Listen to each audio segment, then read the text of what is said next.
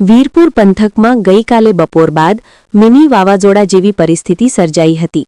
ખેતરોમાં ઉભેલો ઘઉંનો પાક ઢળી પડ્યો છે, સાથે ચણાનો પાક કાપીને પાથરા ખેતરમાં મુકાયો હતો।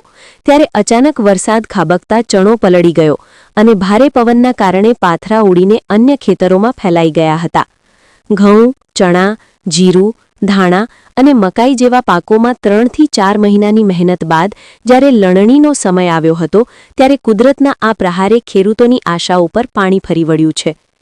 હાલ સ્થિતિ એવી છે કે ઢળી પડેલો અને પલળી ગયેલો પાક સડી જવાની પૂરેપૂરી શક્યતા ઊભી થઈ છે, જેના કારણે ખેડૂતોમાં ભારે ચિંતા વ્યાપી ગઈ છે। કમોસમી માવઠાના કારણે ચણાનો પાક સૌથી વધુ અસરગ્રસ્ત બન્યો છે। ખેડૂતોએ ચણાની કાપણી કરીને પાથરા ખેતરમાં મૂક્યા હતા, પરંતુ વરસાદ પડતા ચણો બગડી ગયો। વાવાઝોડાના કારણે પાથરા ઉડીને અન્ય ખેતરોમાં જતા રહ્યા અને ઘણા સ્થળોએ પાક સંપૂર્ણપણે નિષ્ફળ ગયો છે। ખેડૂતે એક વીઘે અંદાજે 8 થી 10 હજારનો ખર્ચ કર્યો હતો, પરંતુ પાક બગડતા હવે મોઢે આવેલો કોળિયો છીનવાઈ ગયો છે। ઘઉંના પાકમાં પણ ભારે નુકસાન નોંધાયું છે। ખેડૂતોના કહેવા મુજબ ઘઉંનો પાક તૈયાર હતો અને હવે માત્ર લણણી બાકી હતી, પરંતુ વાવાઝોડા સાથે માવઠું પડતા પાક જમીન પર ઢળી ગયો છે। ખેડૂતોને એક વીઘે અંદાજે 10 થી 12 હજારનો ખર્ચ થયો હતો, પરંતુ હવે પાક પલળી જવાથી ઘઉં કાળા પડી જવાની ભીતિ છે।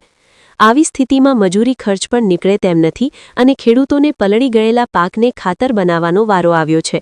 ખેડૂતો દ્વારા સરકાર પાસે તાત્કાલિક નુકસાનગ્રસ્ત વિસ્તારોમાં સર્વે હાથ ધરવામાં આવે અને અસરગ્રસ્ત ખેડૂતોને યોગ્ય વળતર આપવામાં આવે, જેથી આ આર્થિક સંકટમાંથી તેમને થોડી રાહત મળી શકે। રિપોર્ટર ભાગ્યેશ ડોબરિયા, વીરપુર।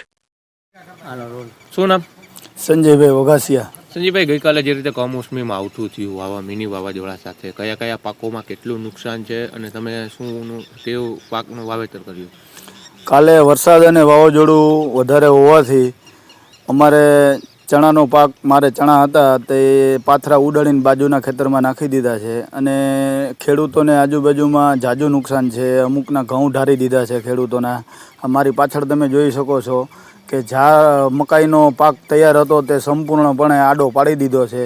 હવે આમાં કોઈ વાઢવાવાળા મજૂરી એક તો નથી આવતા, એટલે ખેડૂતોને ઝાઝી નુકસાની છે। તો સરકારશ્રીને હું વિનંતી કરું છું કે ખેડૂતો માટે કોઈ પેકેજ જાહેર કરી અને ખેડૂતોને કરેલ ખર્ચનું વળતર આપે।